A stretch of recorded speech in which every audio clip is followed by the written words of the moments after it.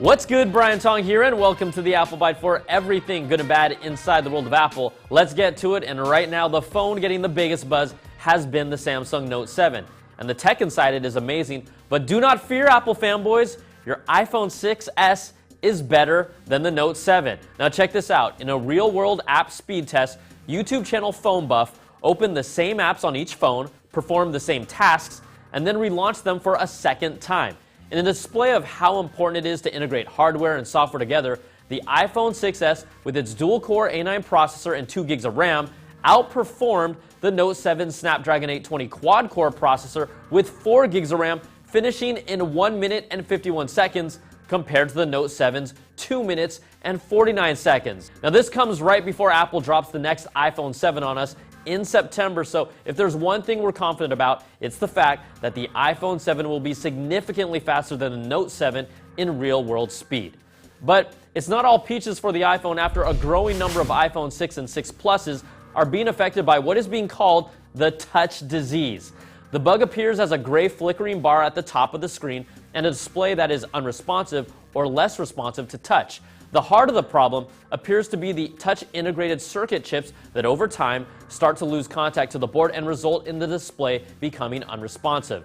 Now, a hard reset can temporarily fix it, but users notice the issue becomes more prevalent over time, and the only way to fix the problem is to either replace the phone, the logic board, or the IC chips on the logic board.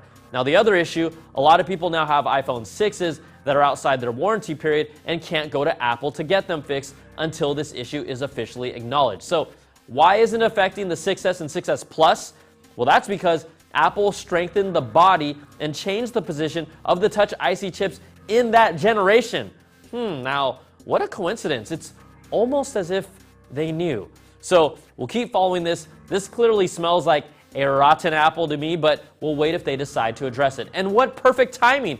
It's about 2 years, just around the time for a new iPhone 7 to wash all your problems away. All right, in Apple Watch news over the weekend, a Bloomberg report says battery life concerns have delayed Apple's plans to release an Apple Watch with cellular connectivity. The current cellular chips consume too much battery life for Apple's liking, and even on their most aggressive schedule, the earliest possible time frame for cellular Apple Watch models would have been in December. Now, we can still expect to see new models this fall that have improved health tracking and integrated GPS-based location tracking, but complete independence from the iPhone will have to wait, so that's a bummer. All right, the latest report from Nikkei says Apple is planning to release at least 3 new iPhones next year for the 2017 edition on its 10th anniversary. The idea floating around from them and KGI Securities claims we'll have a 5.8-inch iPhone with a curved AMOLED display and glass casing, and then the standard 5.5-inch and 4.7-inch iPhones with their standard LCD displays. Reports also say the curved AMOLED one could be for the 5.5-inch version and not a larger 5.8-inch model, but this is all speculation for a phone that is still 2 generations away. Now, Apple Music has been locking down exclusive deals with artists like the release of Frank Ocean's hugely anticipated album Blonde on Apple Music for its first 2 weeks. And now the music service's muscle is starting to show. Music Business Worldwide reports some of Spotify's contracts are up for renewal, and the higher rates that Apple pays record labels is now affecting Spotify's negotiations. Spotify pays record labels 55% of its revenue, while Apple pays 58%, and Apple also pays more to music publishers. Now, we've heard about talks for Apple to acquire Tidal Music, mostly for its relationships with its artists, but Tidal has suffered from mediocre growth, and many exclusives have ended up on Apple Music after a short period of time. Apple's strategy here is that they don't need to buy Tidal, they could just wait it out and eventually force the artist to come over because of the power of the brand. Oh, and before I forget, Apple released the 7th beta for Marco Sierra.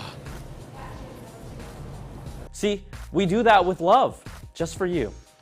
Now, I think we've all noticed Siri has improved over the years, and it's going to get even better in iOS 10 thanks to machine learning technology that Apple is implementing.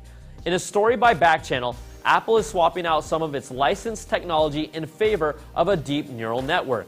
Now, Siri moved to a neural net-based system in July of 2014, but Apple didn't publicize it.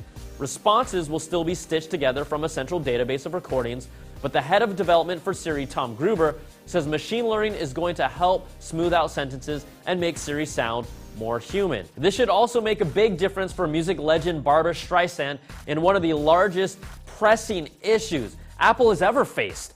Streisand recently called Apple CEO Tim Cook to complain that Siri pronounces her last name with a Z in the middle of Streisand, and it has annoyed Babs since its launch in 2011. So Tim Cook then promised her to fix this first world problem.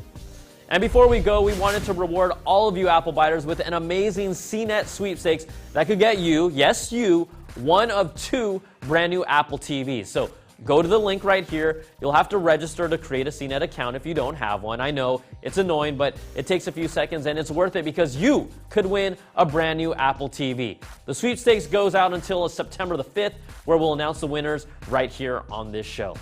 All right, that's going to do it for this week. You can always email us at theapplebite@cnet.com or tweet me at Brian Tong. Thanks so much for watching. We'll catch you all next time for another Bite of the Apple.